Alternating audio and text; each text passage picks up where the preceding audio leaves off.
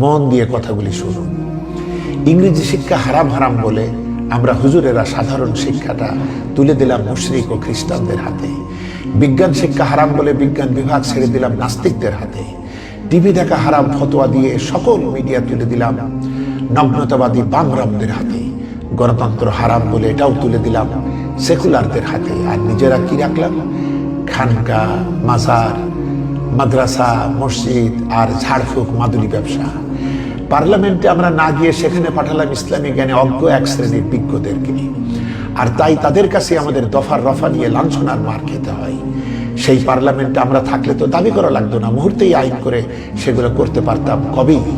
আর আমাদের ইমানের বিবেকের দরজা কবে খুলবে মহোদয়? মনে রাখবেন, কোরআন এসেছে শাসন করার জন্য, শাসিত হতে আসেনি। প্রকৃতি ইসলামের জন্য কি কাজ করেছে আমি আপনি?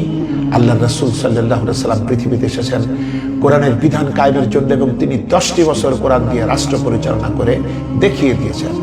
সর্বদাই হকের দাবিদার ডিলার পরান্নভোজী মহোদয়গণ পারলে নবীজির এই গুরুত্ববহ কাজটি বাংলার জমিনে কায়েম করুন, তবেই তো এদেশে শান্তি ফিরে আসবে। অতএব কোরআনের শাসনের জন্য ভেদাভেদ ভুলে আসুন, ঐক্যবদ্ধ হই, নতুবা দুনিয়া আখেরাত আমাদের বরবাদ হবে আর অধপতনের অতল তলদেশে নিপতিত হবে মানবতা। হে আল্লাহ, মুসলিম উম্মাহকে আপনি ঐক্যবদ্ধতার বোধোদয় দিন। আমিন।